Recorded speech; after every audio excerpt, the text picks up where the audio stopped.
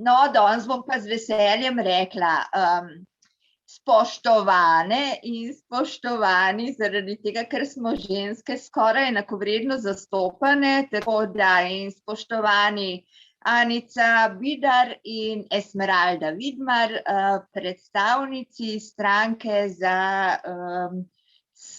kako imamo? Za ljudstvo Slovenije. Več imen sem videla, zato raje zdaj še enkrat preverim pa vaju, prosim, za ljudstvo Slovenije. A sem prav si zapomnila, ker v eni varianti so bile pa potem še je bilo ZOS, a to je bilo tudi v bistvu za... Ne, to pa ne. ZOS ni povezan z nami, mi smo čisto samostojna stranka, pred kratkim ustanovljena za ljudstvo Slovenije. Super, evo, to se pravi, dobrodošli za ljudstvo Slovenije v skupini, koga bomo volili. Seveda pozdravljam tudi vse ostale prisotne, upam, da se nas bo še več nabralo in obetam si živahen in iskriv pogovor z našima gostjama, ki boste zagotovo povedali mnogo zanimivih stvari. Vemo, da so volitve tik pred zdajci, da se vse odvija s pospešeno hitrostjo, verjetno so vajini dnevi bistveno krajši, kot so bili še kakšen mesec nazaj, kaj ne? Vsekakor. Ja, pestro je. Pestro. Zdaj, v bistvu običajno gremo s scenarijem po vrstnem redu, ampak glede na to, da ste, mislim, da zdaj druga najmlajša stranka, vam bom najprej vama prepustim besedo, da poveste nekaj o sebi, da bomo potem tudi glede na to, da vaju spoznamo oziroma vašo stranko, potem lažje nadaljevali pogovor, tako da zdaj ne vem, katera bo prej povedala, v glavnem izvolite, prosim. Mislim, da mi je Anica zdajle prepustila, to, kako se reče, to rundo. Mi smo nastali izključno in samo iz pobude ljudstva, iz pobude tistih, s katerimi smo z roko v roki kreirali zadeve in prišli do tega, da v bistvu Slovenija potrebuje res temeljite in temeljne spremembe, katerimi smo se mi pred dnevi na naši predvolilni konvenciji tudi zavezali. In smo v teh zavezah jasni in pri tem bomo vztrajali, zato ker smo prepričani, da slovenska politika ni nič drugačna od svetovne politike v tem kontekstu, da vsi vi tukaj veste, da že Aristotel in Platon sta učila, da politika naj bi bila v dobro ljudi, v oblikovanje skupnega dobrega. Danes imamo pa vse kaj drugega od tega, polina, blatenje, namesto konstruktivnih razprav, ki bi vodile res k temu skupnemu cilju. Tako da v tem duhu, Tjaša, tudi moja pohvala tvojemu delu, ker mislim, da si se trudila, da bi pač res začeli delati malo drugače, kot smo delali teh 30 let. Hvala lepa. Predajam kar besedo naprej. Tako, mene veseli, no, da ste v bistvu vsej nekaj časa smo kar pričakovali že, ali bo nastala tudi vaša nova stranka ali ne. Jaz moram povedati, da mi se poznamo tudi že kar nekaj časa in da sem bila povabljena in na vaš Zoom in da smo se tudi osebno srečale in pogovarjale o stvareh. Prvenstveno smo nekako poskušali iskati neke skupne točke za povezovanje, ker se je vedno zdelo, da je pač nasprotna stran tej vladi vedno bolj razcepljena in da namesto, da bi se združevali v neko široko koalicijo, ki bo popeljala Slovenijo na neko pravo novo pot, se je začelo še hujše in še bolj razdrobljeno v bistvu vzpostavljanje in volilne baze in samih strank. Tako da tudi zaenkrat situacija ne kaže nič bolje, kako pa vi gledate na to? Ja, bom zdaj jaz mogoče, da se bomo malo izmenjavale. V bistvu je problem dejansko malo v razdrobljenosti, ampak mi smo tudi popustili tem prošnjam, da se ustanovi stranka, zaradi tega, ker nekako nismo prepoznali neke alternative in tudi na nek način opažamo, da nimamo niti politične konkurence v tem smislu, ker mi smo izključno nastali zato, da bi šli v borbo oziroma da je treba v Sloveniji vzpostaviti temelje sistema. Da je treba spremeniti ustavo, da ustavi ljudstvo dobi moč odločanja preko referendumov, da dobimo neposredno vladavino ljudstva, da temu tako rečemo, da ljudje lahko odločajo o pravilih, po katerih bomo živeli. da se vzpostavi tudi odpoklic poslancev, funkcionarjev, ministrov, predsednika vlade, predsednika države, ker danes nimamo možnosti odpoklicati nikogar. V končni fazi tudi ravnateljev na šolah pa na drugih inštitucijah, ki delujejo v javno dobro, bi posod morali ljudstvo imeti neko možnost, da lahko nekoga, če nismo zadovoljni z njegovim delom, odpokličemo. Mi imamo gromozanski problem v volilnem zakonu, ki ne omogoča enakih možnosti vsem kandidatom, ki želijo kandidirati.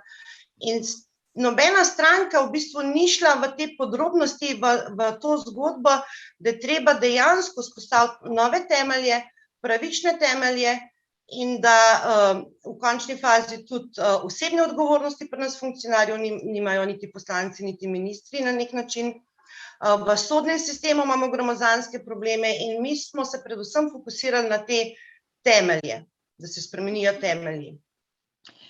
Ja, jaz bom rekla, Anica, da v bistvu vse, kar si zdaj povedala, je tako voda na mlinu vsemu temu, kar bomo mi v nadaljevanju se pogovarjali in sem zelo vesela v bistvu, da si že dala izhodišče.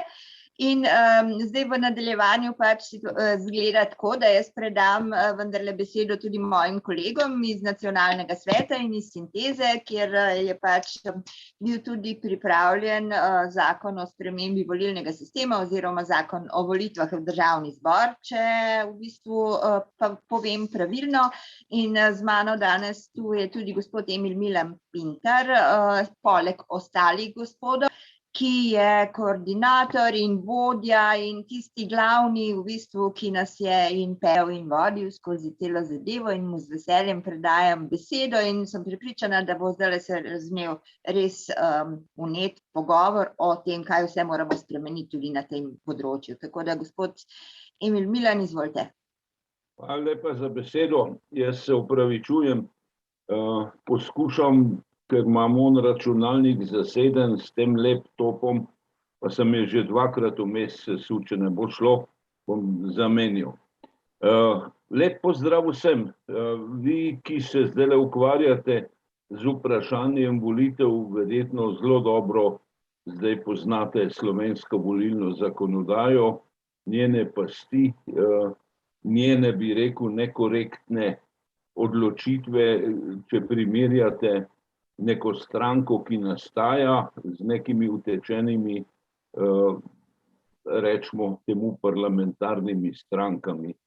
Prva razlika je v tem, da parlamentarne stranke potrebujejo samo 3 podpise poslancev in je njihova kandidatna lista že pripravljena. Vi morate v vsaki od volilnih enot zbrati 1000 podpisov. In seveda druga zadeva, ki je takoj za tem, mi imamo 4% volilni prag, stranka, ki ne doseže 4%, praktično ne more priti v parlament. Tu je sicer nek zamik v tem smislu, da po naši zakonodaji, po D'Hondtovem sistemu, mi glasove od strank, ki so dobile najmanjše število glasov, prenašamo navzgor, tako da je meja direktna tam nekje okrog 3%. Če boste dobili tam okrog 3%, potem bodo glasovi iz tistih strank, ki bodo dobile še manj, prišli v enakopravnem ali pa v proporcionalnem deležu tudi na vašo stranko in vas potisne preko meje 4%. To je pa pogoj, da boste prišli v parlament. Nekako ni mogoče priti v parlament z manj kot 4 poslanci. To je pravzaprav ta del. Zdaj sam sistem ima še celo vrsto pasti. In sicer, da kandidate določajo stranke, to se pravi civilne iniciative, civilna družba, volivci, državljani na to praktično ne vplivajo. To je prvi del. In drugič, v tem sistemu se volijo v bistvu kandidacijske liste, ni mogoče posegati v samo listo, kar pomeni, mi ne volimo poslancev, mi glasujemo samo za liste. Glejte, to so glavne značilnosti, ki bodo izvrgle približno 80% vseh strank, ki bodo kandidirale. Tiste, ki so pa dosti močne, so pa same dejansko si že na nek način razdelile svoje, da tako rečem, svoja volilna mesta, svoje volilne okraje, vejo, kje so močni in tam bojo kandidirali svoje glavne ljudi. Za razliko od tega sistema, se opravičujem, ker sem malo posegel v sedanjo zakonodajo, mi predlagamo popolnoma drugačen sistem. Predlagamo, da bi imeli namesto 88 volilnih okrajev 44, 88 je teh regularnih, 2 sta za narodnostne manjšine, da bi jih imeli 44 in da bi v teh 44 okrajih volili po enega poslanca direktno, kandidature pa lahko enakopravno vlagajo politične stranke in seveda civilne iniciative. S tem bi dosegli, da bi vsak volilni kraj imel svojega poslanca, da bi ga ljudje poznali, da ne bi bilo tako kot doslej, ko imamo cele regije, kjer že desetletja niso imeli nobenega poslanca, na drugi strani pa neke majhne občine, ki so imele po 3, 4, 5 poslancev v zadnjem obdobju. To je bi rekel, prva velika razlika. To se pravi, mi predlagamo, da se polovico poslancev voli po večinskem dvokrožnem principu. Druga velika razlika je, da predlagamo, da se vpelje domicil. Domicil pomeni, da lahko vsak kandidira samo v volilnem okraju, kjer je v bistvu ima že 2 leti prebivališče, in za njega kot kandidata, ker bo treba zbrati 1150 podpisov, lahko dajo svoje podpise samo ljudje, ki živijo v tem okraju. Tretja zadeva, ki je za nas zelo pomembna, je, da tista druga polovica, kjer jih tako nastanejo kandidacijske liste, da tam velja načelo prednostnega glasu. To pomeni, da volivci volimo človeka na tej listi, ne listo, in s tem, ko izvolimo, ko damo glas nekemu konkretnemu kandidatu, mi potrdimo to listo. Temu se v svetovni literaturi reče možnost personalizacije ali prednostni glas. Četrta stvar, ki jo mi predlagamo, ki je zelo pomembna, je bistveno bolj dograjen sistem odgovornosti za poslanca. Sedanji poslanci vidite, da se obnašajo tako, kot jim paše.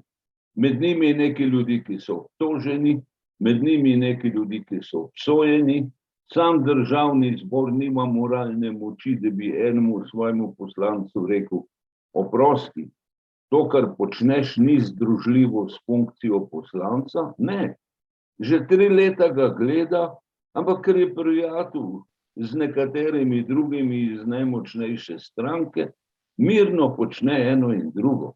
Zato mi predlagamo najprej zaostritev vseh določil, drugič vpeljujemo možnost, ki so jo razvili Angleži, da se za določen čas, zlasti če je nekdo obtožen, ob vseh varovalkah, ki smo jih vgradili, poslancu zamrzne mandat, zato da se ga lahko v miru preiščejo zadeve. Šli smo naprej, da se lahko poslanca odpokliče, in če tega ne stori v evidentnem primeru ali v nekaterih drugih primerih, če tega ne stori državni zbor, da se odpokliče po posebnem postopku tudi državni zbor in seveda, oziroma da se organizira referendum o zaupnici, in če državni zbor ne dobi zaupnice, da se seveda izvedejo nove volitve. V našem predlogu je sicer še cela vrsta stvari, Ne bom se spuščal zdajle v podrobnosti, če bo treba, bomo pač to pojasnili.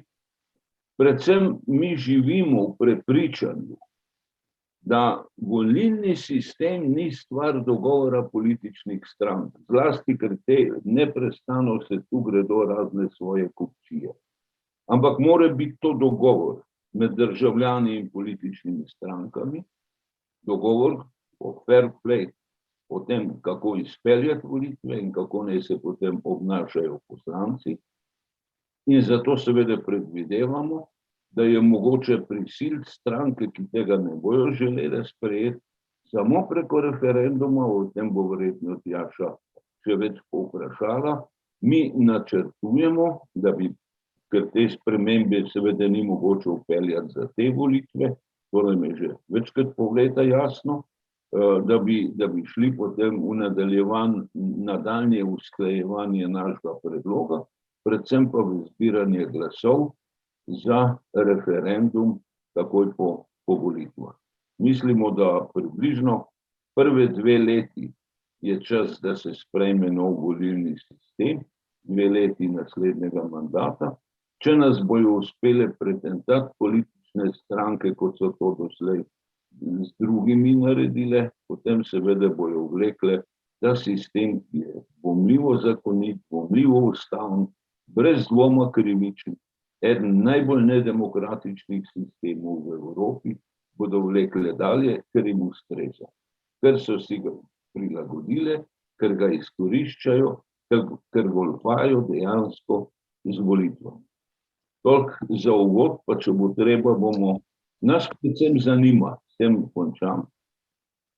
Se boste vključili v ta proces nastajanja in usklajevanja, ker bo potrebno usklajevanje našega predloga, nas boste podprli v celoti, kot stranka, kot posamezniki, kot nosilci, da bomo speljali referendum in zahtevali uveljavitev takega sistema. Mislim, da boste to imeli priliko, no, pa pustimo to. S tem bi mi začeli takoj po volitvah. Hvala, pa opravičujem se, malo dolgo sem. Ja, sam ste bil pa zelo izčrpen, no, če smem. Zdaj, mi smo se že v bistvu naš nastop na volitvah zamislili v to smer, da gremo poskušati vzpostavljati neko prehodno vlado, ravno zaradi tega, ker ravno volilni sistem politiki daje nadzor nad ljudstvom in ljudstvo nima nobene možnosti soodločanja. In 2 leti se mi zdi, da je absolutno dovolj časa, da se to lahko spremeni in da se gre potem čimprej na nove volitve po novih pravilih, ki bi ljudem dajale večjo možnost odločanja. Vi ste zdaj izpostavili par težav trenutnega volilnega sistema. Zdaj smo neparlamentarne stranke zbirale podpise v najtežjih pogojih. Prvi teden je bil na upravnih enotah še pogoj, pa tako naprej. S tem, da že to, da neparlamentarne stranke morajo zbirati overjene podpise za to, da lahko nastopijo na volitvah, ne glede na to, a jih zbiramo 50 ali 100 na volilno enoto, Ljudska lista pa 1000 na volilno enoto. Mi smo imeli januarja 2019 je bil pri Pahorju, pri predsedniku države, sestanek neparlamentarnih strank, kjer smo se ravno o tem pogovarjali, kako imajo neparlamentarne stranke težave na volitvah, ker je zaradi ustavnega sodišča bilo potrebno popraviti volilni zakon, kar se tiče okrajev. In jaz sem takrat pri Pahorju, pri predsedniku države, izpostavila težavo. Stranke, ki so v parlamentu za nastop na volitvah, je dovolj, da zberejo 3 podpise poslancev. Ostali pač moramo zbirati overjene podpise na upravnih enotah, kar je v bistvu protiustavno. Čeprav je ustavno sodišče reklo, da to ni protiustavno, ker so stranke v parlamentu že dobile zaupanje ljudi na volitvah. Sem rekla, ja, stranke v parlamentu so dobile zaupanje ljudi na volitvah, ampak oni so dobili to zaupanje za tekoči mandat, ne za naslednjega. Potem to, da sploh rabimo zbirati overjene podpise, je problematično, ker moramo ljudi spravljati na upravne enote pa prositi za podpise. Pogoji za nastop na volitvah bi morali biti za vse enaki, ker če smo pred zakonom vsi enaki, potem morajo biti tudi pogoji za nastop na volitvah za vse enaki. Naš cilj je tudi to, da predvsem strankam vzamemo moč in tudi proračunski denar. Ker danes je tako, tiste stranke, ki so v parlamentu, so financirane z proračuna, tiste stranke, ki na volitvah dobijo preko 1% glasov, so tudi financirane z proračuna. čeprav jaz v teh strank, ki so na prejšnjih volitvah prišle čez 1% in so trenutno financirane z proračuna, v teh 4 letih nisem zasledila, da bi kaj dobrega naredili za ljudstvo ali pa opozarjali na kakšne tekoče težave pa tako naprej. Jaz ne slišim nič več. A ostali slišite? Ja. Slišite. No, nisem v teh strank zasledila, da bi naredili kaj dobrega za ljudi, za državljane.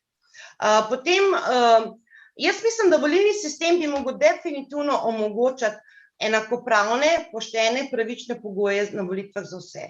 Kar se pa tiče zdaj kandidatov, ki kandidirajo na volitvah po okrajih, seveda se lahko pogovarjamo o spremembi števila okrajev, kot ste, na primer, vi imate predlog 44 poslancev, da pride direktno od ljudi, 44 pa od strank na podlagi prednostnega glasu.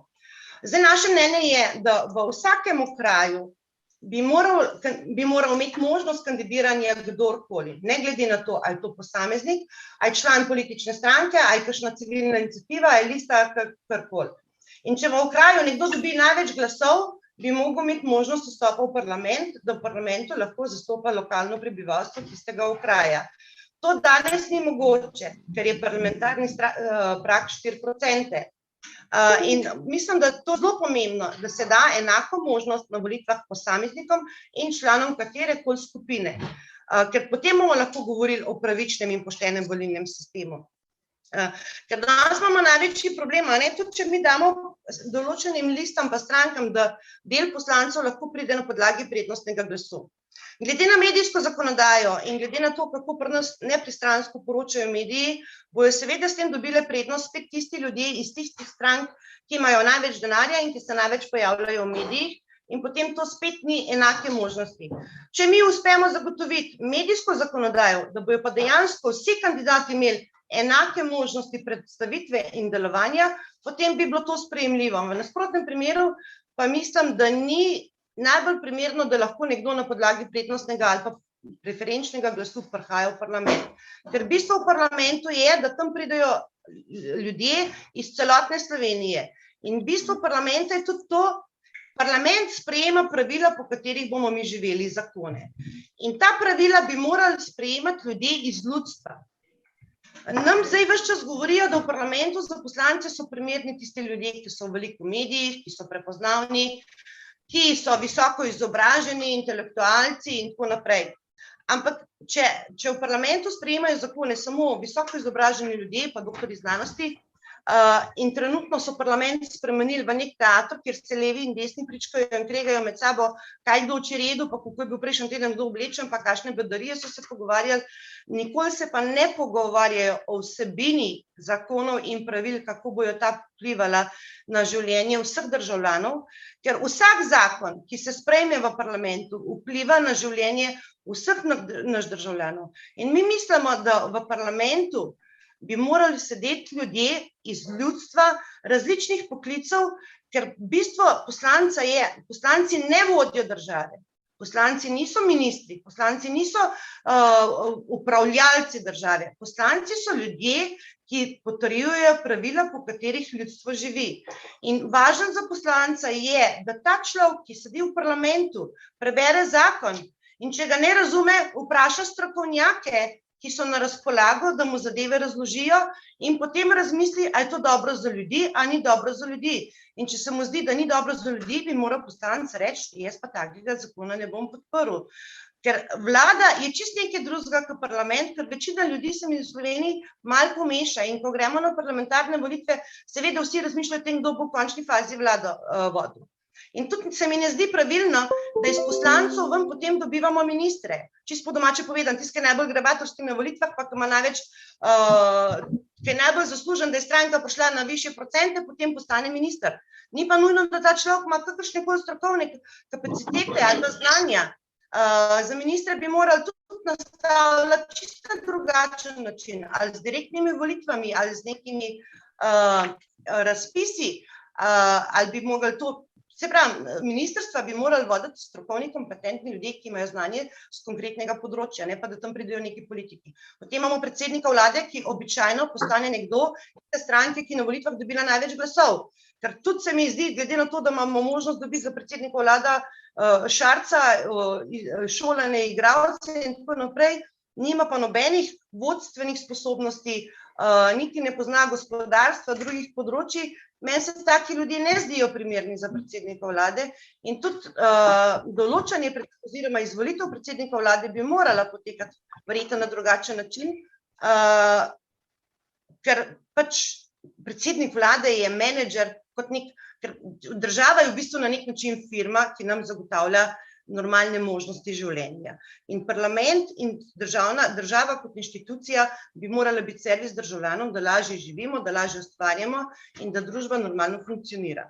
Trenutno je pa vse postavljeno na glavo.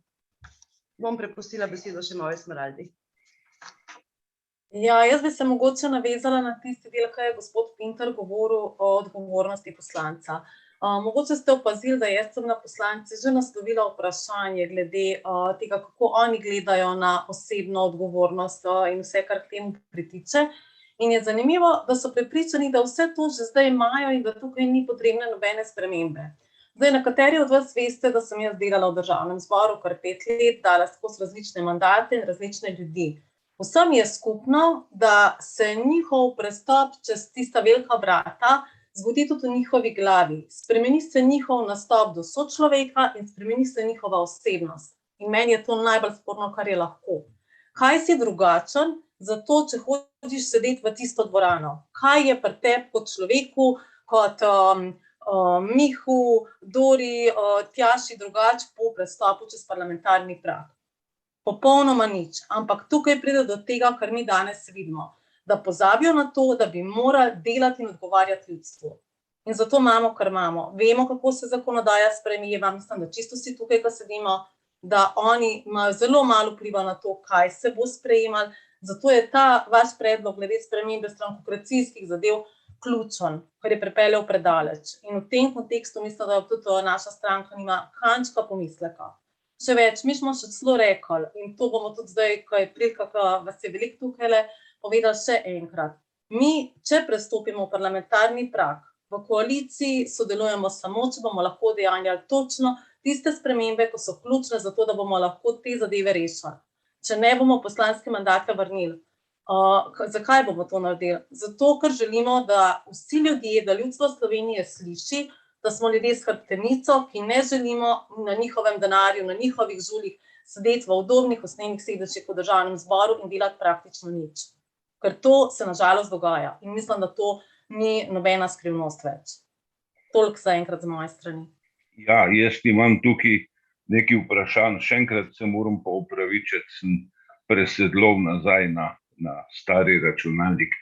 Prvič, tega nisem razumel, rekli ste, bomo mandate vrnili. Tega sedanja zakonodaja ne predvideva. Po sedanji zakonodaji, če iz kakršnega koli razloga, kateremu koli poslancu preneha mandat, razen v zadnjih mesecih mandata, potem se na njegovo mesto voli iz iste stranke drug poslanec. Tako da to sem jaz razumel kot neke vrste, bi rekel, leporečno izjavo, s katero vi utemeljujete, s čemer se pa globoko strinjam, da imate jasna stališča, s kom se da sodelovati, s kom se pa ne da, ampak to je drugo. A vi boste uspeli v vseh volilnih enotah, vseh 8, vložiti svoje kandidacijske liste? Imate odbore, boste šli v popularizacijo svojih kandidatov? Mi smo vse te zadeve že uredili, v bistvu samo še administrativno urejujemo zadeve, ampak jaz vam bom kar odgovorila na to, kar je najbolj bistveno, ker to velika večina ljudi pač malo zastriže z ušesi. Kako je to možno? Tudi z nekaterimi poslanci sem jaz že imela kar precej diskusije na to temo. Iz osebnih razlogov, ki so pač osebni, vemo, kaj vse pod to paše, poslanec lahko vrne mandat tudi danes, tudi včeraj, tudi jutri. Iz osebnih razlogov. Ja. V naši stranki smo pa v nedeljo podpisali zavezo, da bodo to naredili vsi naši člani. Zakaj? Ker je to edini način, da pokažemo, da vkolikor si v opoziciji, gre samo za isto igro, za isti kovanec, samo na drugi strani. Zato, ker za enkrat, jaz pač sem spremljala en kratek del, kar je Tjaša imela pogovorov zaenkrat ne vidim, niti v vseh teh letih, ko jih spremljam, opozicije, ki bi bila zrela in bi bila opozicija v polnem pomenu te besede. Zaenkrat žal ne. Mislim, da še največ so poskušali mladi na začetku, ko so prihajali v parlament Mesečevi, ampak je to zelo hitro razvodenilo, ko so se navadili udobja in je pač zadeva postala nekaj povsem normalnega in običajenega in bi bili oni profesionalni politiki, kot je recimo madame Irglova, ko ne vejo karkoli drugega početi. In to se da narediti, je pa res, da v slovenski zgodovini politike to še ni naredil nihče, ampak mi pa bomo, če pridemo čez prag, bomo, zagotovo. Ja, zanimivo, to bo in vsebinski in pravni problem, ampak pustimo ga. Tako je. Nas predvsem zanima, se mi lahko začnemo dogovarjati, da vi svojega strokovnjaka daste v našo delovno skupino, ko bomo šli ponovno od črke do črke posameznega člena, da uskladimo, kar se uskladiti da, pri čemer mi vnaprej povemo, da ne bomo na nekaterih točkah tudi mi ne popuščali. To je tisti del, ko govorimo o neposrednem večinskem glasovanju dvokrožnem polovice poslancev. Ravno tako ne tukaj o tem, o čemer ste zdaj razpravljali, to se pravi bistveno bolj decidirana določila o tem, kaj poslanci smejo, kdaj ne, kdaj se mu mandat zamrzne in tako dalje, s tem, da mi tudi predvidevamo, da če bodo se poslanci odločili za neko izvršno funkcijo, rečemo za člana vlade, ministra, državnega sekretarja, pa potem vlada pade, nimajo povratka v poslanske klopi, ampak se takoj, ko preidejo, namesto njih ali določi tam, kjer je to mogoče, drugega ali boli, povsem na novo drugega, in oni so pač šli na neko izvršno funkcijo, konec diskusije. Skratka, to je drugi del. Zdaj mi imamo potem še cel blok, ker čisto drugače poskušamo razdeliti in definirati volilne enote in volilne okraje, tudi zato, da enostavno poskušamo preiti to situacijo, kjer imajo nekatere stranke svoje zapečke in vnaprej pravzaprav dobljene mandate, potem pa not skrijejo v listo ljudi, za katere mislijo po njihovem, da bi morali biti izvoljeni. Zelo me je všeč ta vaš del, ko pravite, da seveda se sedanji sistem prinaša na celo vrsto funkcij skrajno neusposobljene ljudi, je pa seveda res, da je temu pa v veliki meri kriva tudi neusposobljena opozicija. Če bi opozicija svoje delo opravljala, kot bi ga morala, bi se zelo hitro pokazalo, kjer minister je pravzaprav nek čivkajoč vrabec, kdo pa dejansko obvlada vonjenje velikega sistema, pozna svoje področje dela, je značajsko primeren za ministra in vse tisto. Zato pa imamo tu, mi včasih ministre poberemo, da tako rečem, na cesti. Potem pa imamo vlado, kakršno imamo. A lahko mi računamo, ne glede na to, ali boste uspeli ali ne, mi vam želimo, da uspete, tudi če lahko pomagamo, smo pripravljeni pomagati, da se takoj po volitvah se pa dejansko začnemo skupaj boriti za to, da pridemo do referenduma o novem volilnem sistemu. Hkrati bomo peljali obe dejavnosti, usklajevanje predloga in priprave na referendum. Absolutno, da se lahko pogovarjamo in sodelujemo in iščemo rešitve, ker to je ključno, kar je potrebno. Če bi mi vedeli, da bi nekdo se bolj poglobil kot politična stranka v parlamentu, ki nastopajo za parlament v te zadeve, mi niti ne bi stranke ustanavljali in bi tako opcijo podprli. In mi smo tudi stranko ustanovili za določen čas, mi smo tudi dali, da stranka maksimalno ustanovljena za 2 mandata in mi smo stranko ustanovili zato, da strankam vzamemo moč in da jo čim prej zapremo. Zdaj mi imamo največji problem v državi, kako sploh lahko spreminjamo volilna pravila in druga pravila. In ta problem izhaja iz 3. člena ustave, ki nam je na nek način bila vsiljena, kjer piše, da v Sloveniji ima oblast ljudstvo. Ampak kako ljudstvo, ki ima oblast v Sloveniji, lahko spremeni volilni sistem, oziroma kako ljudstvo lahko spremeni ustavo in da ljudem več možnosti soodločanja. Vsa stvar gre preko parlamenta in mi lahko se zbiramo podpise za referendum in za katerekoli stvari, pa moramo zbirati vedno overjene podpise. Zakaj? Zato, da je to težje zbrati, pa da nam mečejo malo polen pod noge, pa tako naprej. Ampak tudi, ko zberemo za referendum podpise, mora to potrditi 2/3 parlamenta. In kje je tukaj potem oblast ljudstva? A ne? Če ljudstvo morajo zbirati overjene podpise, zato da lahko neko stvar damo na referendum, da bi spreminjali pravila v državi in da nam parlament to ne onemogoči, potem v tej državi nima oblasti ljudstvo, ampak ima politika nadzor nad ljudstvom. Mi pa hočemo to upeljati, da bojo pravila taka, da bo dejansko, da bomo mi ljudstvo imeli nadzor nad politiko in da lahko tudi ljudi, ki delajo ne v naše dobro, da se jih lahko odpokliče in odstavi. Tako je. Tisti, ki ga voli poslanca, ga ima zmeraj pravico, mora imeti pravico, da ga tudi odpokliče.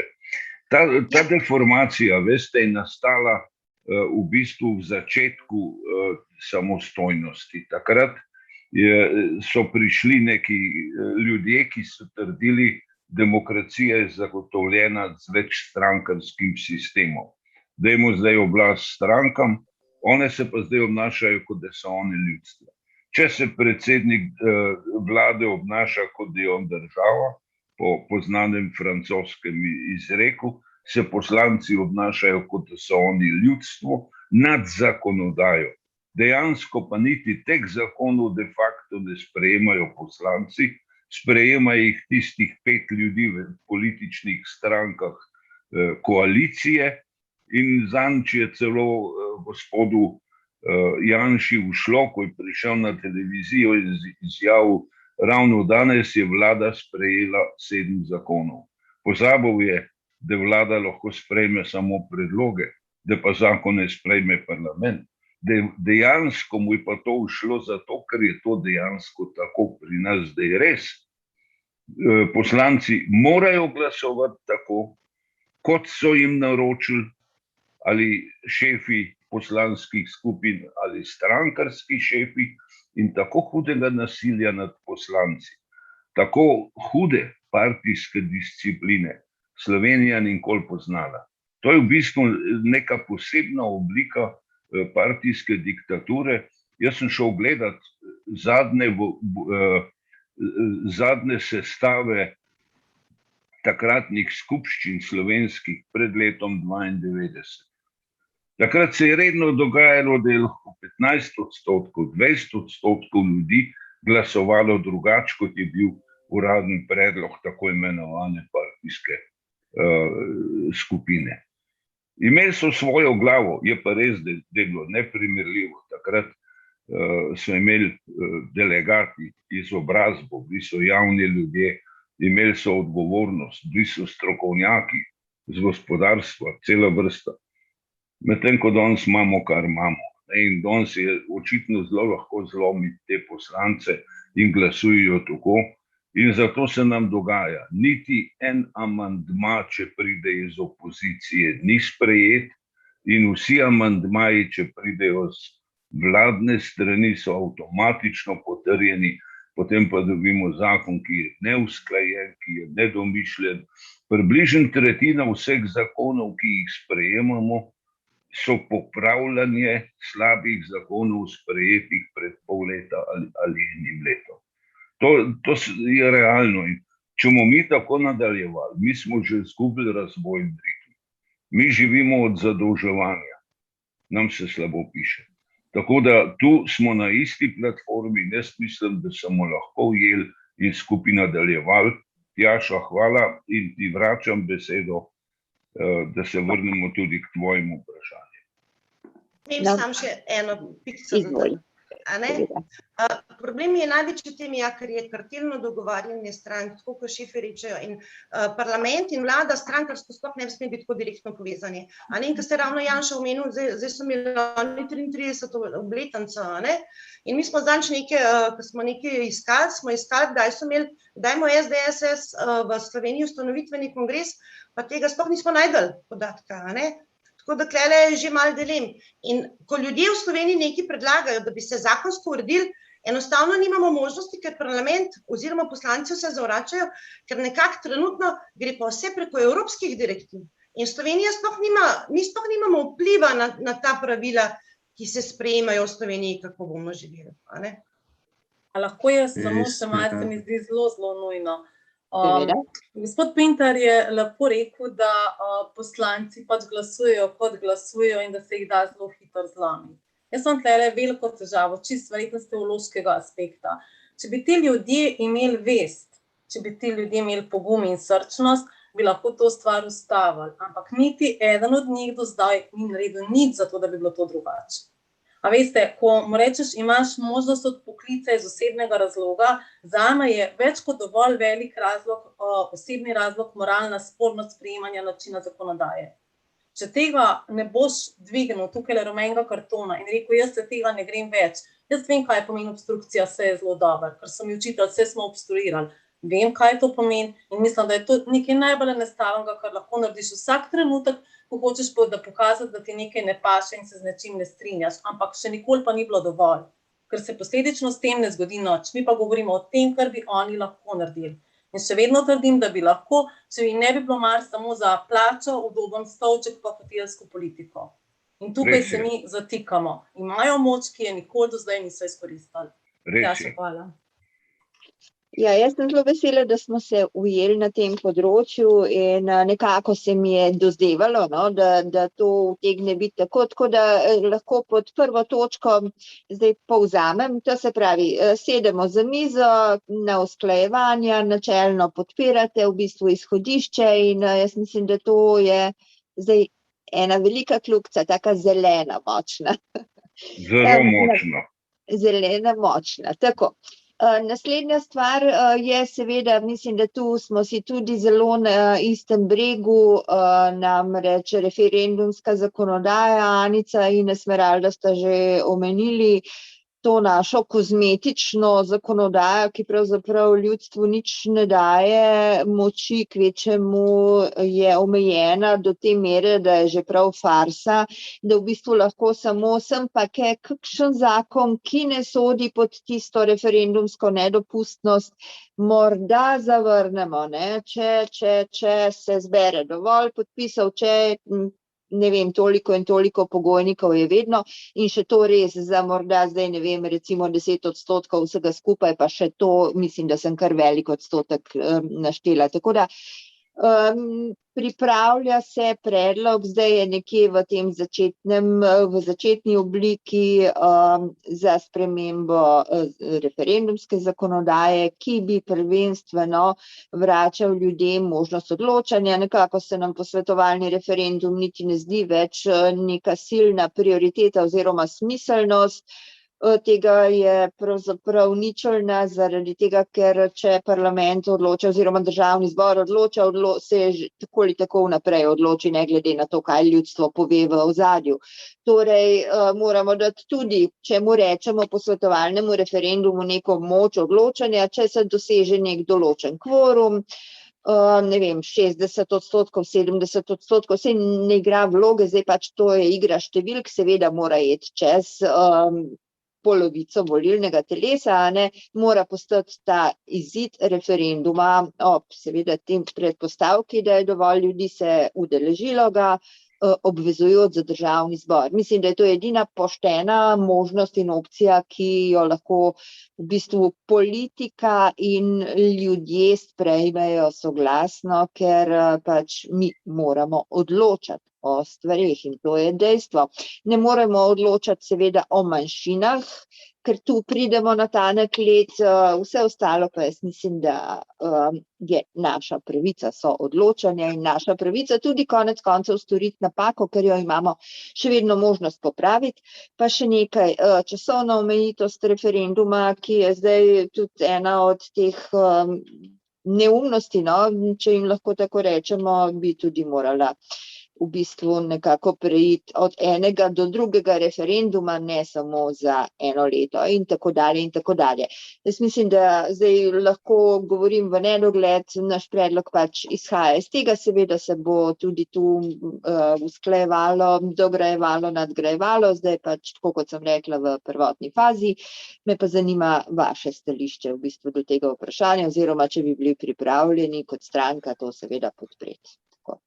Absolutno, mi imamo to v naših osnovnih točkah, zaradi katerih sploh se trudimo iti na volitve, ker ravno za referendum je tisti, ki ljudstvu daje moč odločanja. Ne? In referendum bi absolutno mogel biti zakonodajni. Če se ljudstvo na referendum nekaj odloči, potem mora politika to spoštovati tisti, ki so pač na teh položajih. Zakaj? Ker problem je, ko so nam leta 2014 vzeli referendumske pravice, takrat je v parlamentu sedelo 87 poslancev. Od tega jih je 86 bilo zato, da se ljudem omeji možnost referendumov, ne smemo odločati o mednarodnih pogodbah, o odpravi posledic naravnih nesreč. In to so zdaj pri covidu izkoristili in zlorabili in so na vse te PKP zakone prepovedali referendume, kar je absolutno nesprejemljivo. Ne smemo iti na referendum, ko so neki zakoni o davkih in carinah in oni nam teoretično lahko naredijo 100% davk, pa mi o tem ne bomo smeli odločati. Ne smemo soodločati o mednarodnih pogodbah, to se pravi, da oni lahko podpisujejo katerekoli pogodbe in da se to nas natiče. Če imamo mi v tej državi oblast, ljudstvo, potem je prav, mislim, absolutno more biti tako, da imamo mi o vseh stvarih možnost soodločanja. Kje je tukaj volja ljudstva, če oni lahko rečejo, mi pa ne bomo dovolili referenduma, da boste vi soodločali.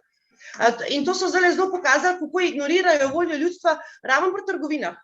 2003 smo šli mi na referendum zato, da bi se trgovine ob nedeljah zaprle. In takrat so ljudje to sprejeli. In politika je to ignorirala 17 let in 2020, ki jim je pa to pasalo, se pa to lahko zgodilo čez noč. In ne more neka trenutna politika ali pa aktualna vlada kar nekaj samovoljno odločati v imenu vseh ljudi, vseh državljanov, zato, ker se en tako sprdno po domače povedal. Ampak volja ljudstva mora biti upoštevana na vsak način. In referendumska zakonodaja je ključna.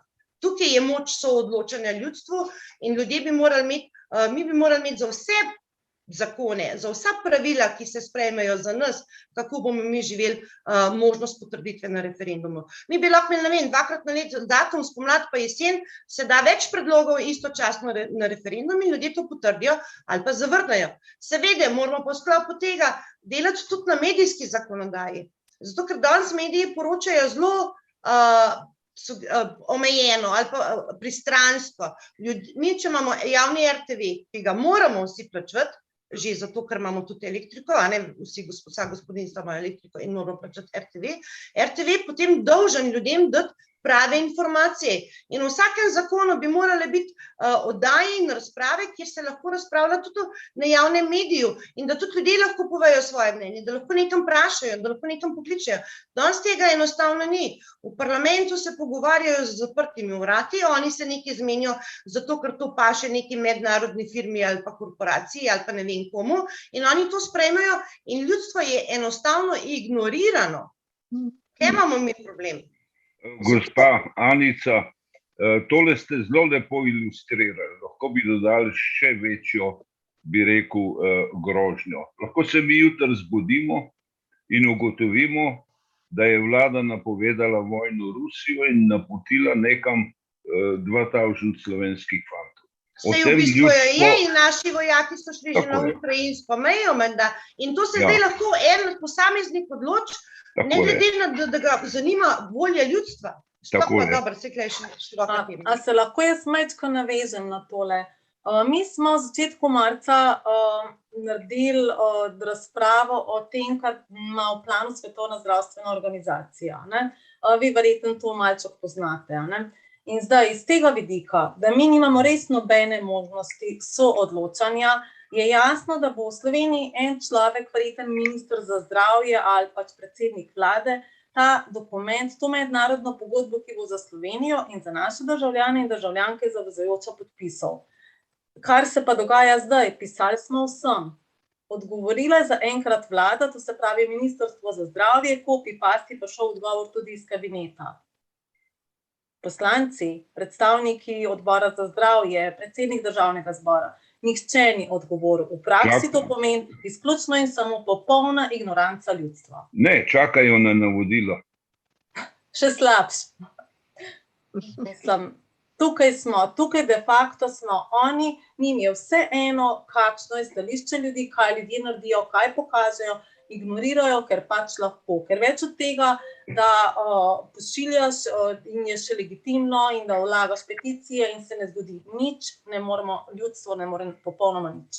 So ga amputirali in jim vzeli čisto vse, razen tisto volilno pravico, ko nas čaka 24. aprila. Pa še to je za njih en velik dokaz demokracije, za mene pa popolnoma nič od tega, ker vemo, kako je vnaprej vse zmanipuliran. Tudi pač to pogledno, kaj je Anja omenila, volilna zakonodaja in medijski zakon bi rabila zelo, zelo velik sprememb, zato ker že danes smo priča vsemu, kar se dogaja na tem nivoju. Kdo je preferiran, na kakšen način se volitve dobivajo, kako se delajo ankete, nič od tega nima nobene veze z enakimi možnostmi, niti najmanj. Ampak tu verjetno se bomo tudi strinjali, da smo tudi ljudje sami naredili ogromno napak oziroma smo bili državljansko apatični, če ne celo anemični, ne?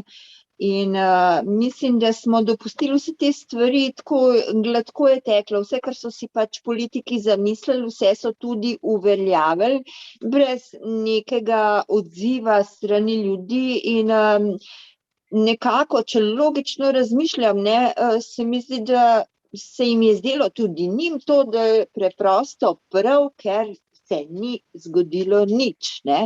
Dokler nismo bili res stisnjeni v kot in zdaj pač za določene stvari bilo že malček prepozno, ne, in zdaj bojo težki koraki nazaj v neko normalo. Je pa res, da te normale ne bomo mogli vpeljati in vzpostaviti, če se tudi ljudje v bodoče ne bodo pripravljeni bolj angažirati, participirati, biti tudi dejavni deležniki v življenju družbe in države. Sicer je vse zaman, mi imamo lahko slabo zakonodajo in dobre politike, pa bo zadeva funkcionirala, ne.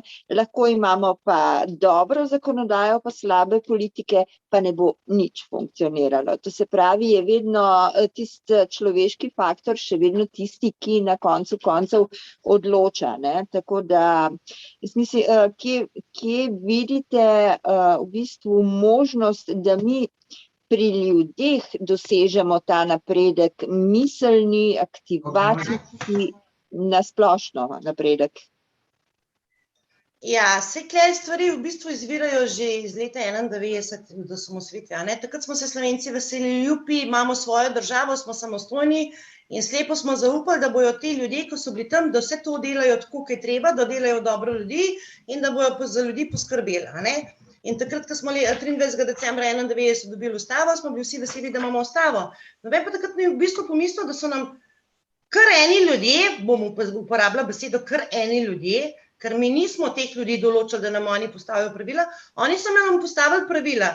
In od takrat naprej nam ta pravila ves čas zaostrujejo, ves čas povečujejo nadzor nad ljudmi in vmes so ljudje s tem nismo ukvarjali in zadeva je šla precej daleč. In zadnji čas je, da se prebudimo, da rečem temu tako, in da rečemo, zdaj pa dosti tega, zdaj pa ne bomo več dovolili, da vi nam postavljate pogoje, ampak bomo si kot ljudstvo vzeli moč, ki jo nikoli v bistvu nismo imeli, da bomo mi postavili pravila. In zato moramo začeti pri temeljih. Tiste temelje, ki jih po osamosvojitvi mi ljudje nismo postavili in izsilali od tistih ljudi, ki so bili na položajih, moramo zdaj narediti. Ker, se pravi, kot sem rekla, mi smo imeli tam kar ene ljudi, ki jih nismo zvolili za to, da nam postavljajo pravila. In zdaj smo pač, imamo popravca in moramo moramo to popraviti, ker vse stvari peljejo samo to, da bojo imeli čim večji nadzor nad ljudmi. In naš osnoven cilj je, da ljudje povzamejo idejo. Mi ne gremo na volitve zato, ker je en kandidat bolj lep ali pa je bolj prepoznaven, ampak mi gremo zato, da bi ljudje prepoznali potrebo po ideji, da ljudstvo v Sloveniji začne postavljati pravila in da postavimo nove temelje upravljanja države, da ljudje, ki so na ključnih položajih, da bojo morali delati za ljudi. Ne, da bomo mi razmišljali, a temu lahko zaupamo, a unmu lahko zaupamo, ampak treba je postaviti pogoje in varovalke, da tisti ljudje, ki bojo na položajih, da bojo morali biti pošteni in da bojo morali delati za ljudstvo. V nasprotnem primeru jih bo ljudstvo lahko odpoklicalo. Zdaj, eno podvprašanje temu, kar si povedala, volitve so ključnega pomena. Kakšna pa predvidevaš oziroma kakšna so tvoja pričakovanja, napovedi glede volilne udeležbe? Zdaj je tudi to, da je veliko strank, ima morda le eno posledico, da je tudi več potencialnih volivcev vendarle mobiliziranih. Kakšna so? Zdaj tako, samo v številki, neka groba ocena. A udeležba na volitvah? Tako je. Zdajle je, bom tako rekla, zdajle je zelo zanimiva situacija. V taki situaciji, ki smo pri teh volitvah še nismo bili. Zakaj? Zato, ker zadnje 2 leti je v bistvu vlada upravljala z državo na podlagi odlokov, bom kar rekla, fašističnih odlokov. In ogromno ljudi v tem času je dojel, da je v sistemu ogromno prevare, da pravila so nepravično nepoštena, da ima politika absolutno preveč nadzora nad ljudmi in jaz mislim, da je napovedati udeležbo na teh volitvah nemogoče. Bo pa nepredvidljiva situacija in jaz mislim, da bo nad 70%. Definitivno. Ali lahko jaz eno vprašanje? Tole, kar zdaj govorite, se mi zdi zelo pomembno. Veste, sedanji volilni sistem ima eno past. In sicer je tako narejen, da glasovi, ki so bili dani strankam, ki ne dosežejo praga, se potem delijo na vse stranke proporcionalno tistim od spodaj gor, ki so v bistvu dosegli prag. Zdaj, tu ste se pojavile neke stranke, ki je človek res lahko samo vesel, da ste, pa da bi vas podprl. Ampak nevarnost obstoji, ker ni prišlo do povezovanja. Tu bojo 3, 4, 5 dobrih strank, demokratičnih, pravilno orientiranih, vse to, da bi človek podpisal in program in ljudi, pa bojo nazadnje žrtve sistema in vsi glasovi, ki bodo dani tem strankam, bo šli polovico, da tako rečem, k Janši, drugo polovico pa na levi blok. Grobo rečeno, ne čisto tako, ampak ta nevarnost je. In mene zdaj zanima, kako mi ne uspemo teh dobrih strank povezati, pa dobiti eno močno ljudsko stranko. Ker ta bi imela potem možnost, da dejansko uspe, tako da boste pa do zadnjega glasu, ko se bo prešteval, verjetno na trnih, a vam je uspelo ali ne. Za mene je to eno zelo težko vprašanje. Jaz se strinjam, da bo večji delež, večja udeležba. Ampak še en problem je, zdajle, ko se bo začelo televizijsko predstavljanje strank, vi na nacionalki in na drugih osrednjih televizijah skoraj ne boste dobili možnosti predstavljati svojih programov, kandidatov in tako dalje. Celoten sistem medijski je prirejen na tistih 6 večjih strank. In z vami bojo delali kot z nepotrebnimi motilci programske sheme. A ste uspeli vsaj v lokalnih televizijah prodreti toliko daleč, da bodo na nivoju, recimo, volilnih enot vaši kandidati prišli do besede, do slike? Ali se bojite, da bo tudi tam, da se bojo tudi lokalni, ker so lokalne televizije v bistvu na nek način povezane v nacionalne, da bo tudi tam zapora za majhne stranke totalna? Zdaj tudi Na lokalnih medijih je problem, zato ker lokalni mediji so pa vse stvari plačljive in potem ena nova majhna stranka, ki nima toliko veliko financ, pač bomo videli, koliko bomo finančno sposobni oziroma zmožni se reklamirati sploh te. Mi smo relativno močni preko družabnih omrežjih, glede na to, da smo bili zadnje 2 leti zelo aktivni na terenu, da smo veliko pomagali ljudem, ki zahtevam za sodno varstvo zaradi shodov, protestov, ozaveščali in vse živo delali, imamo neko prepoznavnost tudi na terenu. Vsekakor smo tudi poskušali se povezati z ostalimi, bom rekla, novimi gibanji in strankami, da bi se skupaj zavezali ljudstvo, da gremo postavljati nove temelje. Zdaj, če smo čisto iskreni, Zdrava družba ima dosti dobrih zadev v programskih izhodiščih, tudi Resnica ima veliko dobrih zadev v programskih izhodiščih, tudi Galetova stranka zdaj, ki je prišla čist pred koncem, imajo dobre zadeve v programskih izhodiščih, kjeri so še taki.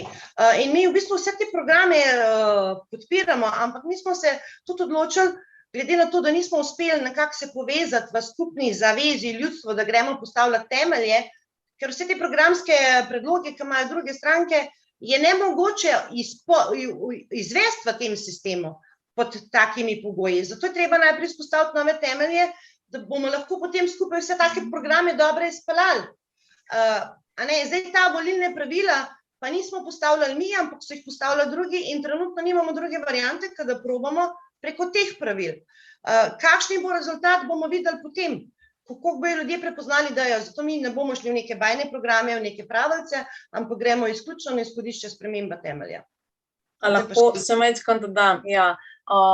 Konkretno, danes smo že začeli dobivati pošto iz lokalnih RTV teh odborov, recimo TV Maribor se je oglasila in oni prav imajo posebej oddaje, predlagajo, da daš iz katere volilne enote, to se pravi iz te regije, tako da te lokalne televizije mislim, da bodo vse stranke poskušale dosti dobro pokriti, ker bodo še celo več soočen naredile, ker sem pač prebirala mail za to, vem, pa se mi zdi prav povedati, kako je. Kar se pa tiče tega našega sodelovanja, Ani je dala super izhodišče. Mi smo pred časom rekli, da jaz tudi vem, kako se programi delajo in lahko narediš celo magistrsko nalogo, doktorat, kar češ iz enega programa. Ampak hiše tudi ne zidaš na mivki pa na mokrih tleh in tako naprej, tam, kjer ti ne bodo dali gradbenega dovoljenja. Mislim pa, da imamo mi v tem trenutku najbolj možno zadolženo državo v totalno slabi kondiciji in vse, kar bi želeli dobrega narediti, bomo zelo težko, dokler ne bomo stanja sanirali. To je tako, kot da greš nekoga s hudo odpovedjo ledvic zdaj le poslati na maraton. Praviti se otrokom, to delamo za lahko noč. In meni je neodgovorno, da mi govorimo, kaj vse bomo, kako bomo, če pa ne vemo, kaj nas tam noter čaka. A veste, ko so politiki govorili o okostnjakih iz omare? No, mi imamo samo okostnjak. Mi ne vemo, a imamo sploh še notranje organe delujoče. Tako da se ne moramo s temi stvarmi hecati in ljudem obljubljati nekaj, zato smo, mislim, da tudi mi obe dve rekli, ne, mi vam ne moramo nič obljubljati, mi ne ponujamo nebes pa raja, zato ker ne vemo. Jaz bi tule zdajle gospodu Ogrinu, ima že nekaj časa roko dvignjeno, tako da gospod Ogrin, izvolite. No, sam na kratko, jaz sicer sem razočaran nad sam sabo, bi rekel, nad volivci kot takimi. Očitno je pri nas, da se voli optično, ne? In sicer skozi televizijo, pač zvečer se usedeš, mi ja nimamo pri nas, no, ampak se usedeš in gledaš tisto, kar ti servirajo. Servirajo ti pa tisto, kar je zmenjeno nekje, ne? In zdaj recimo forsirajo Goloba, ne, on bo par ljudi izbral, kaj pa vemo, kakšni so ti ljudje. Kot smo videli, tudi iz SMC in naprej, je vse skupaj propadlo, so nam vedno škodovali. In ne verjamem v nobenega Golobovega človeka, da tudi ne bo škodoval, ne, ali pa kakšnega drugega. Torej, mi ne volimo dejansko osebnosti, ne, poznamo jih in jih ne volimo, ne. Kar nekaj volimo po imenih. In ta optika je pač dogovorjena in volivci bojo volili, tako kot je gospod Pintar rekel, pač 50% enega, kar po neki tradiciji, ne, recimo Janševih, in konc. Ne. Pa naj je naredil še toliko škode, ga bojo volili naprej. Ne, jaz tega ne razumem, moram priznati. Ne. Zato bi jaz predlagal, da recimo se nekako poudari slabosti, ki so bile v tem času narejene, ampak bo treba zelo konkretno. In katero slabost bi odpravili. Ne. Nekaj takih je res močnih. Recimo ena stvar, nevarnost, pa v bodoče so mednarodne pogodbe. Trenutno se pripravlja svetovna oblast skozi Svetovno zdravstveno organizacijo. Ne.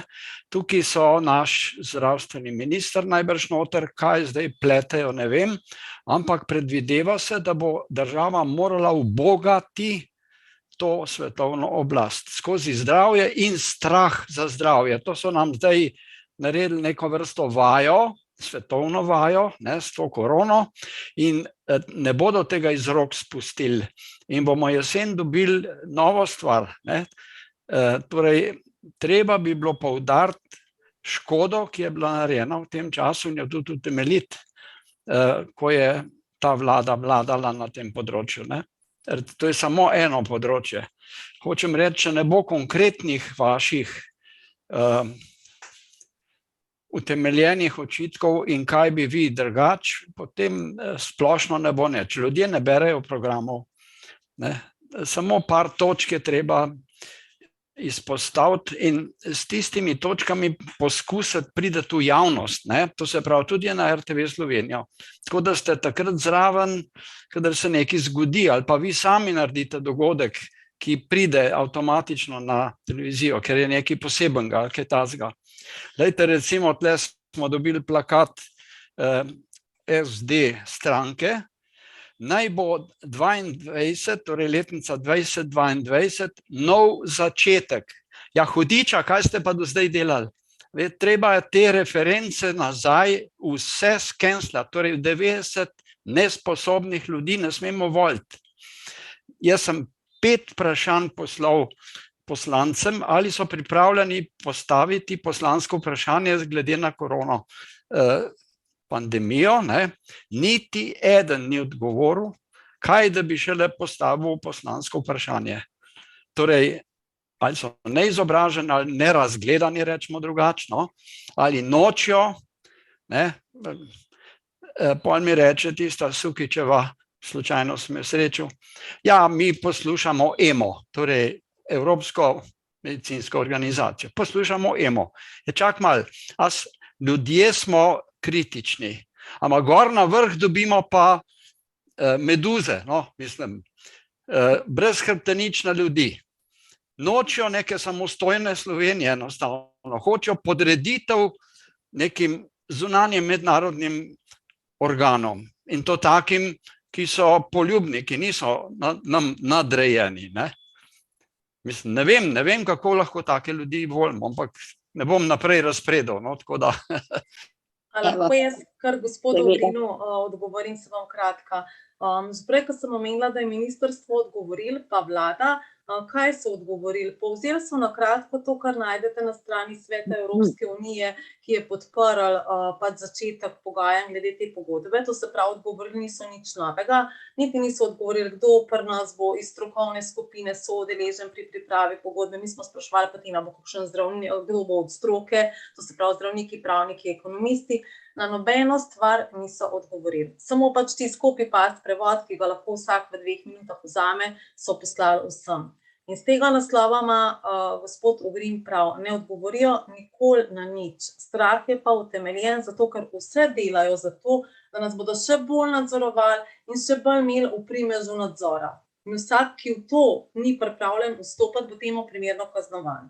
Verjetno ste videli tudi, kar se dogaja v Ukrajini s tistimi, ki pač niso pripravljeni na določene stvari, so že sankcionirani. Tako da mene iz tega naslova najbolj strah takšnih poslancev, kot jih imamo, torej brez vesti, ki samo so in samo pritiskajo na gumb. Tako da to je pač naš velik problem že dolg časa, zato je pač ta a prioren delež naš že od vsega začetka so aktivnosti. Če nas po čem ljudje prepoznajo, so to prek naših aktivnosti. Od teh takšnih in drugačnih pobud do peticij, veste, da smo prek otrok nedavno naredili peticijo, ki je imela okrog 40,000 podpisov, ampak kaj se je zgodilo, gospod Pahor nas je sprejel, poslušal in to je bilo to. Čez 2 minuti je pa dal vam PR, ki ni imel nobene vsebine, oziroma je povedal, da on spoštuje znanost. Jaz se bi tlele še nečesa dotaknila, zdaj me je spreletelo. V vsem tem času 2 let smo v Sloveniji imeli samo eno stroko. In to se je meni zdelo izjemno, izjemno signifikantno. V bistvu sodoben lov na čarovnice. Gospod Figal je ves čas opozarjal, oziroma doktor Figal je ves čas opozarjal, kakšne posledice bo imela nošnja mask na mlade. In to toliko časa, kontinuirano. Zgodilo se ni nič. Doktor Ilinova, ki je psihiatrinja, je opozarjala, pa se ni zgodilo nič. Doktor Tešo, ki jih je zasipaval dan na dan z maili. Kaj se je zgodilo danes? Ustavno sodišče mu je reklo, da ene zadeve ne bo obravnavalo, zato ker je poslal literaturo v tujem jeziku. A se mi zavedamo, kam to pelje? Odrežejo vsakega, ki si drzne misliti, zato ima gospod Ugrin prav, vse so se lepo naprej dogovorili, ampak kljub temu moramo mi delovati, če ne zaradi drugega, zaradi tega, kar lepo reče Ani, zato, da prebujamo ljudi, da začnejo misliti svojo glavo, če so pozabili, zakaj jo imajo. A jo imajo? To pa rabimo take, ki jo bojo imeli, a ne? In ključno je, da se vzpostavi nadzor ljudstva nad politiko. In tle je spet začetek pri temeljih, ne moreš z vrha, mislim, na sred nekje postaviti nova pravila, ampak je treba v temeljih postaviti pravila, da ima ljudstvo nadzor nad politiko in da sistem mora funkcionirati in družba mora funkcionirati po tem, kar je prav, pa kar je res. In mislim, da te 2 let je bilo ogromno vprašanj postavljenih in ministrstvom, in predsedniku države, in predsedniku vlade, in poslancem in nikoli nismo dobivali nobenih odgovorov, ker odgovorov nimajo, ker so se oni vse svoje aktivnosti so podredili nekim tujim interesom. In tukaj spet smo mi izključeni in ne moramo nič. Mi smo tudi vlagali v teh 2 letih ogromno kazenskih ovadb. Jaz imam 2 kazenske ovadbe, ki sta poslane v Haag. Na slovensko tožilstvo smo poslali tudi ovadbo zaradi nakupa cepiv, pa vse živo, ampak vse nekje v predalih stoji, tožilstvo ne dela. Ko pridejo tja kazenske ovadbe in zadeve od ljudi, ki njim ne ustrezajo, enostavno tega ne obravnavajo. In kje imamo mi pa neodvisen soden sistem? In vlada nam pa vlada z odloki, ker nima niti pristojnosti. Od kje si lahko nekdo vzame pravico, da 2 let ljudem kroji življenje in vlada z odloki, če nima te pristojnosti. In mu spet ne moramo nobenemu nič. Zdaj bi jaz mogoče samo toliko, to so stvari, ki nas vse razburjajo na tak in drugačen način, tako da prvenstveno potem lahko potegnemo zaključek, da moramo najprej speljati in to takoj po volitvah referendum oziroma zahtevati od strank, da uveljavijo to, kar so vse tudi podprle razen Nove Slovenije in sicer spremembo referendumske zakonodaje. In ko bo ta sprememba enkrat pod streho, potem bodo vse spremembe v nadaljevanju verjetno šle bistveno lažje. To se pravi, zdaj predvidevam, da tudi vaša stranka to je pripravljena podpreti in da gremo v eno široko koalicijo, v kateri pač bomo poskušali se osredotočiti res samo na to in potem bojo stvari bistveno lažje. Se strinjate s tem?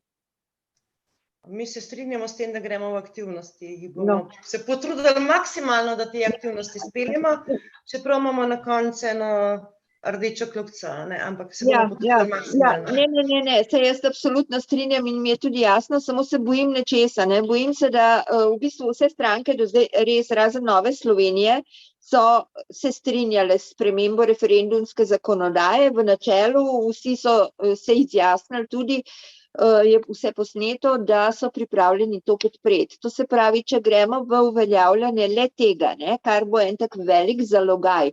To pomeni, da moramo takrat se res osredotočiti zgolj in samo na to referendumsko zakonodajo. Pozabiti vse tisto, kar nas sicer razvaja, da bomo lahko sploh to skozi pripeljali, ker drugače je to že vnaprej recimo obsojeno na propad. Zato me zanima, ali ste tudi vi pripravljeni, ker tukaj je le nekaj nasprotovan tako in drugače. Oni vam pa tudi imate vi svoje zadržke, tako da ali lahko tukaj pa najdemo to rdečo nit in speljemo ta referendum, recimo. Jaša, mi že v startu smo rekli, da si želimo, da ima ljudstvo nadzor nad politiko. In referendum je samo en del te zgodbe, ki je nujna. Ne glede na to, kakšno imam jaz osebno stališče do nečesa. Ljudstvo smo pa vsi mi. Zato so pač to stvari, ki jih moramo enostavno znati preraščati, premostiti, tudi če se o čem ne strinjamo. In to je pač stvar tudi zrelost neke demokracije in ljudstva, ne? A to imamo ali nimamo. Tako da mi se bomo celo zavzemali za to, da se te zadeve uredijo. Ne samo, da vas bomo podprli ali pa sodelovali. Nam je to ključen element za to, da lahko karkoli naredimo skupaj. Sem zelo vesela tega odgovora, ker to me najbolj skrbi, pa ne zaradi vas, da ne bo pomote, ne, absolutno imam občutek, mi smo se itak lepo pogovarjali in dogovorili in jaz mislim, da tukaj, če se izkaže ta politična pripravljenost in volja, da gremo v to, bomo veliko drugih tudi morali malo nazaj potegniti, ne, v drugih stališčih, ampak to pa moramo speljati in potem jaz mislim, da smo že na pol poti tistega, kar danes, zaradi česar danes tukaj sedimo in zaradi česar nam je v interesu, da za naše mladince, naše otroke in za druge pripravimo Slovenijo tako, v kateri bo vsaj približno luštno živeti, ker v danem trenutku to ni več to. Zdaj, malo nam je čas pobegnil, 20 in 16 minut je, vaju lahko še kakšno minutko zadržimo ali se vama že mudi? Lahko. Okay, super. Zdaj, ne morem mimo aktualnega vprašanja, ki pač je iz dneva v dan bolj prisotno pri vseh teh krizah, takšnih in drugačnih, narejenih, nenarejenih. Vemo, da mnogo stvari je tudi spotenciranih, kar smo ugotavljali zdaj že parkrat v teh pogovorih. Se pa vsekakor obeta neka prehranska kriza, obeta se energetska kriza. V bistvu, kako vidite vi reševanje teh problemov? Jasno je, da ljudje smo malček razvajeni in da kakšno stvar bomo lahko pogrešili, ampak to je mogoče kratkoročna rešitev, ni pa dolgoročna rešitev, mi pa potrebujemo neko oskrbnost imeti zagotovljeno, ne pa biti odvisni od tujine, od uvoza in tako naprej in tako naprej. Vemo pa, da je Slovenija bogata v bistvu z obdelovalnimi površinami, da lahko marsikaj pridelamo, da bi bila lahko lakota zadnja stvar, ki bi se je morali bati, pa se zdaj govori o lakoti. Zdaj, dobro, pustimo karikirana lakota, tako da kaj vi menite, kako bi vi reševali to problematiko? Zdaj, to problematiko bo zelo na hitro zelo težko rešiti, ne. Mi imamo velik problem, ker imamo samooskrbo zelo nizko s prehrano. In ker smo na vseh področjih izredno odvisni od ostalih, ker so nam načrtno zmanjševali in samooskrbo in načrtno so nas delali odvisne od tujine. In kmetijstvo je preveč podrejeno tem evropskim zadevam. In mi imamo dovolj kmetijskih zemljišč, da bi lahko pridelali hrano zase. Ampak kmetje niso usmerjeni v to, da bi pridelovali hrano za Slovenijo, ampak kmetije, zdaj je šlo vse v to smer, da so kmetije manjše propadale in da so se ustvarile velike kmetije, ki imajo samo, na primer, eno ali pa dve kulturi in da čim več izvažajo tujino. Tako da absolutno bo treba poskrbeti za samooskrbno, za raznolikost pridelave hrane doma, ampak na področju celotnega kmetijstva. Kmetijstvu je treba vrniti tisto prioriteto, da se prideluje hrane najprej za domače področje.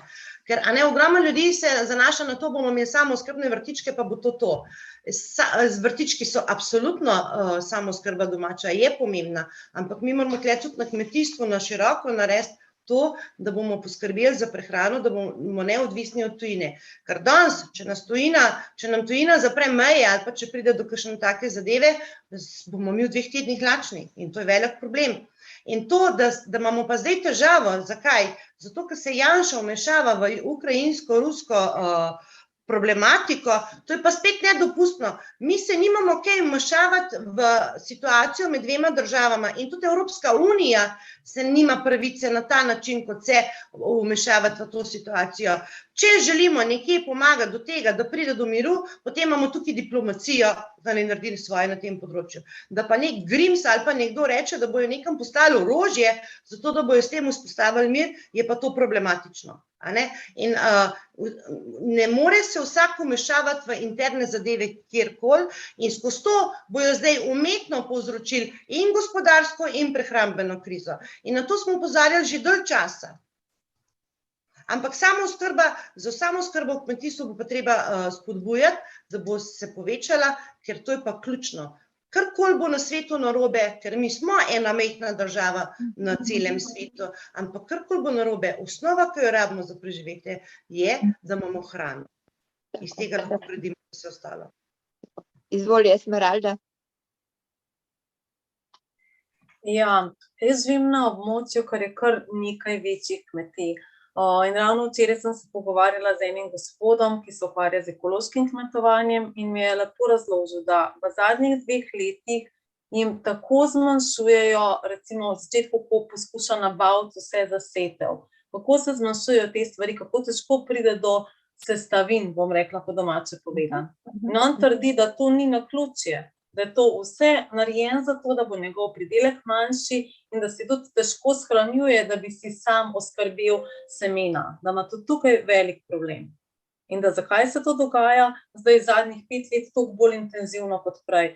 Pa me je še podučil, da naša samooskrba temelji na škropivih in da 40% pridelane hrane je pridelane zaradi škropiv. Škropiv pa zdaj praktično ni moč dobiti. Zakaj? Je spet naslednje vprašanje. Res je to, kar si rekla, da smo razvajeni, pa tudi mislim, da ni nenavadno, da je bila družba v bistvu vzgojena v preobilje in tudi na nek način v debelost in da ima to svoje posledice zdaj in da se bo zdaj mogoče še bolj videti, kot bi se sicer. Ampak kljub vsemu smo mi zanemarili ta pogled in pomen zelo, zelo načrtno. In ne iz danes na jutri, ampak že dolgo časa nazaj. Tudi jaz se ne morem strinjati s temi subvencijami velikih kmetij in samo večjimi in večjimi subvencijami in vemo, ekstenzivnim kmetovanjem v vseh segmentih. Meni je to pač za toliko malo državo problematično.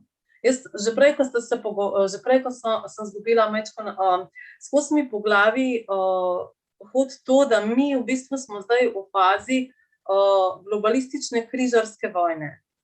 Da to, kar se nam dogaja, ni samo en kratek stik, kaj je nastal med Rusijo in Ukrajino, da je to posledica vseh večjih spreg situacij, ki zdaj eskalirajo. In zdaj pač se vidi vse, kar nam fali, tako v političnem, kot čisto socialno-ekonomskem vidiku.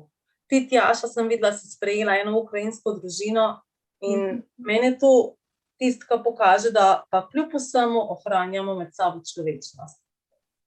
Da smo človek človeku. Jaz tudi ne bom pozabila teh praznikov, ko so meni zaznamovali s tisto smrtjo deklice v reki, pred Božičem enkrat je bilo. Pa je po Ljubljani krožila slika, kako otroci čez rešetke gledajo lizike, pa sem smislila, jaz ti mi niti dala ne bi, ker imam tako polne riti cukra, mi se pogovarjamo o resnejših stvareh. Ampak te resnejše stvari je ustvarila naša družba, je ustvaril globalizem. To ni nekaj, kar bi bilo samo po sebi umevno. Vse, kar pogledamo, je simptomatika globalizma, ki smo ga v bistvu na nek način tudi mi dopustili, pa pač kapitalistične norije. Ko človek ni več važen, kaj je v srcu, ampak kaj pa koliko ima in to naj bi veljalo za neko vrednost. In zdaj pač nas toliko daleč manipulirajo v tem segmentu, da pozabljamo na to esenco samih sebe.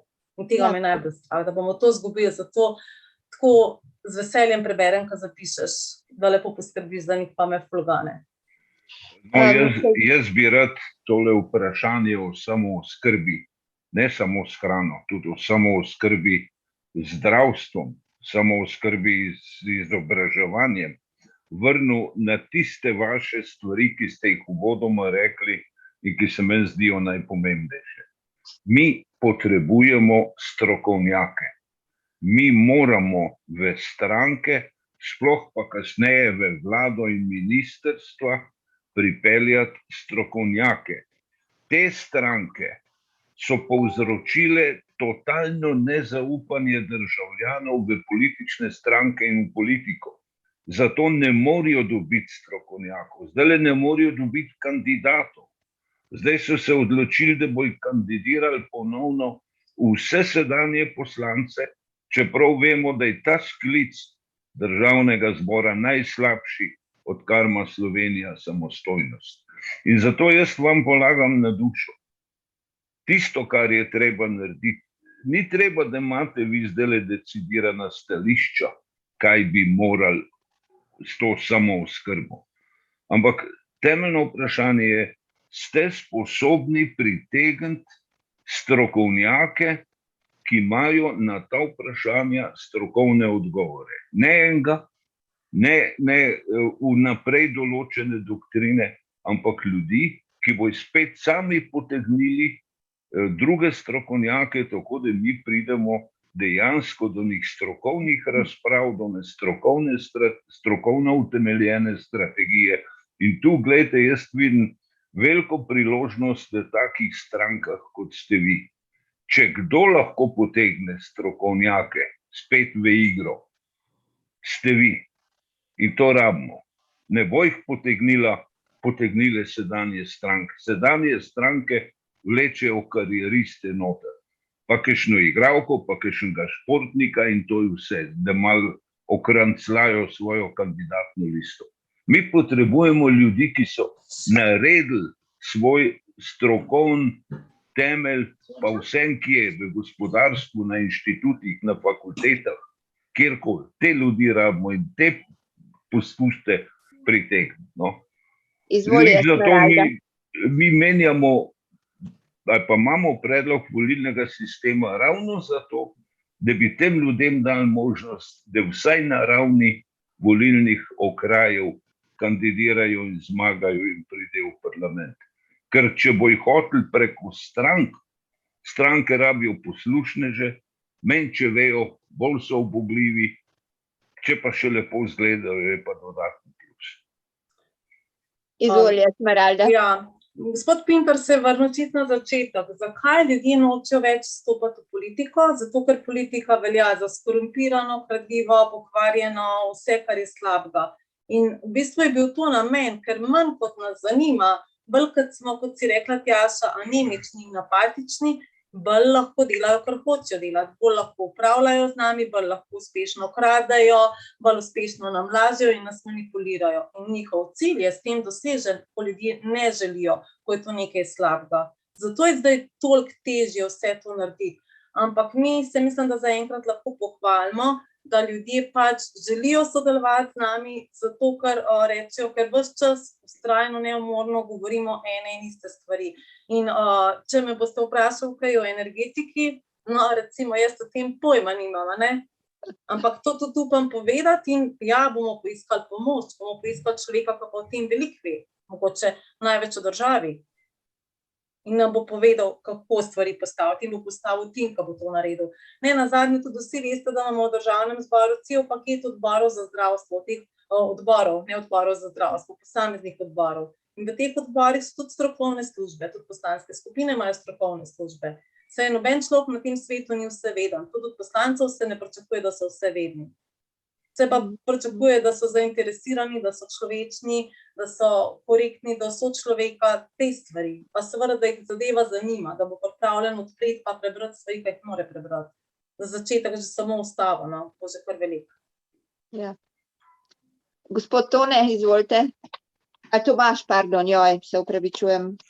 No, na tole Milanovo glede stroke mogoče bi razvil tole, če premislite, ne. Zdaj bo težko, recimo, konkurirati tistim, ki že kar vnaprej postavljajo vlado. A razumete, obraze postavljajo zdaj. Ta bo to, on bo uno in imajo nazive, imajo vse. Recimo, temu bi se dalo izogniti na ta način, da bi vi predlagali in javno objavili, da boste razpisali ministre. Razpis za ministra in da se bo po nekem postopku izbral primeren minister. Z razpisom, ne pa na osnovi strankinih predlogov. Ne? Torej, izven sedanjega sistema se da narediti. Ne? Če boste toliko močni, recimo, se to da narediti. Tudi razne druge ukrepe se da objaviti, ki bojo majčkeno inovativni, recimo inšpekcije ven iz ministrstev, da so samostojna služba, ker ogromno stvari gre narobe zaradi teh podrejenih inšpekcij ministrom, ne, in strankam spet. Ne.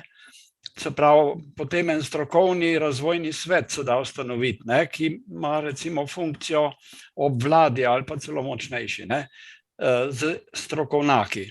Tako da se mi zdi tale Milanov poanta zelo pomembna, če bi jo vi razvili in jo potem tudi javno objavili, ker nihče drug jo ne bo. Super. Izvoljani. Zanimivo razmišljanje, sprav, mi igramo predvsem a ne, tudi pri stroki je problem, ker večina te stroke, ki ima visoke nazive, ni nujno, da so strokovnjaki na svojih področjih in stroka je trenutno preveč podrejena politiki, dnevni politiki in političnim strankam. Mi moramo predvsem poskrbeti v to smer, da se politika ne more vtikati v čisto vsako poro družbe in vsako inštitucijo. In tukaj smo spet pri temeljih, da mora ljudstvo imeti nadzor nad vsem.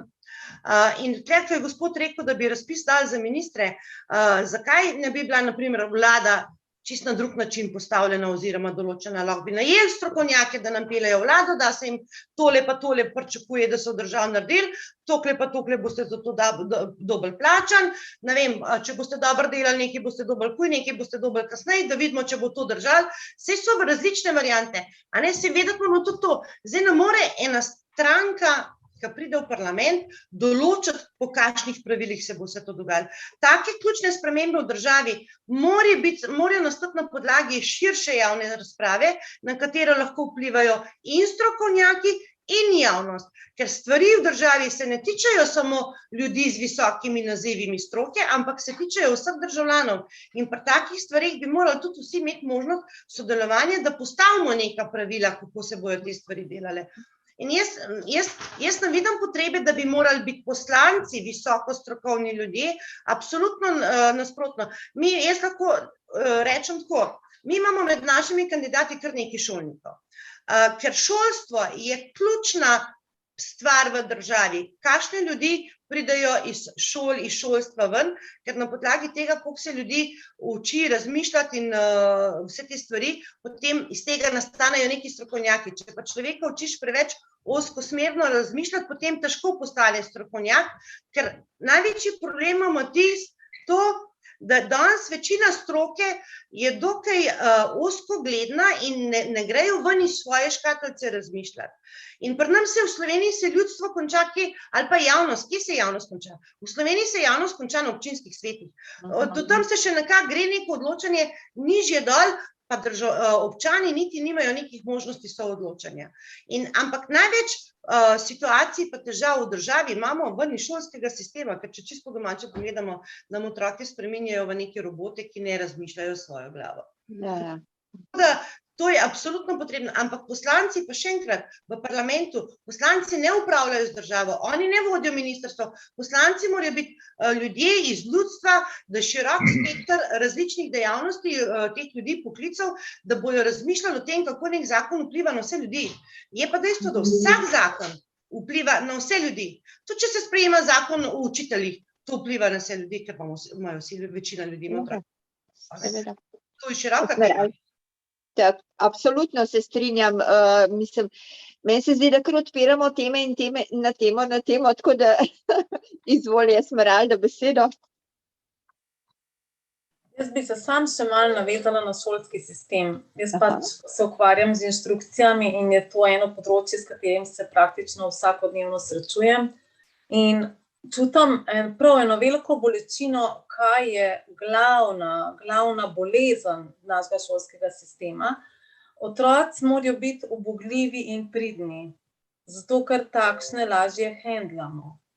Nihče se pa ne vpraša, a so ti otroci vzgajani v odgovornost za vsako svoje dejanje, za vse posledice svojih dejanj in če sploh vejo, kaj to je. Ker nekdo, ki je priden in ubogljiv, mu odgovornost, da do samega sebe vzameš, ker mora imeti samo odgovornost do tistega drugega, v tem primeru do učitelja, učiteljice, da bo tiho, da ne bo se neprimerno obnašal, postavljal neprimernih vprašanj in tako naprej. In peljemo jih naravnost v apatijo do vsega. Jemljemo jim žar, jemljemo jim radovednost in starš k temu na nek način poskuša nasprotovati, je ponavadi ozračen za norga, teoretika, ne vem kaj še vse. Ampak jaz jih pa vsakodnevno vidim, kako so prazni, kako to pri nas ni bilo tako. Jaz sebe se spomnim, da sem rada v šolo hodila, pa čeprav sem bila ful jezikava, ampak me niso glih zaradi tega postrali, še mogoče takrat gledali, je bilo še malo drugače, pa cel sistem. Danes pa vzgajajo jih v tekmovalnost, v kaj drugega pa že več ne. Dejstvo je, ja, da je šolstvo problematično in da se vidi, da dejansko ni neke investicije, ne govorim finančne, ampak logistične, miselne, sociološke in še marsičesa umanjka na vseh področjih in se mi zdi, da je, ko enkrat učitelji naredijo program, to kar zaključena faza njihovega delovanja. K sreči imamo tudi svetle izjeme, ki še dajejo upanje, da se zadeve lahko popravijo. Tako da, glejte, čas se nam je iztekel, ura je 20 do 9, 1:40 smo klepetali in klepetale. Jaz sem zelo vesela, da končno sem imela res sogovornice tudi v ženski obliki, tako da mislim, da tudi vsi prisotni, da so danes to spremembo doživeli kot pozitivno in kot prijetno in samo upam, da jutri ne bo dež zaradi tega, da ga nismo priklicale. Tako da jaz vam želim resnično in iz srca, da se uspešno spopadete z volitvami, da pridete v parlament in da pokažete to, o čemer govorite, ker resnično je čas, da z vzgledom ljudem damo vedeti, da se da tudi drugače in da ste v poziciji za ljudstvo Slovenije oziroma, če pri Ani lepo preberem, svobodni smo pod Triglavom doma.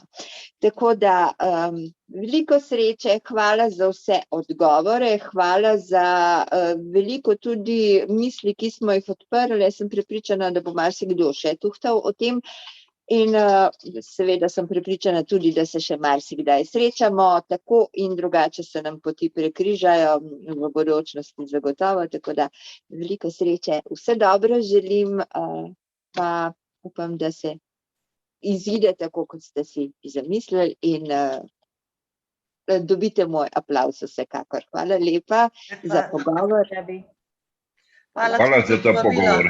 Ja, pa lahko noč vsem. Hvala, lahko noč, srečno, nasvidenje.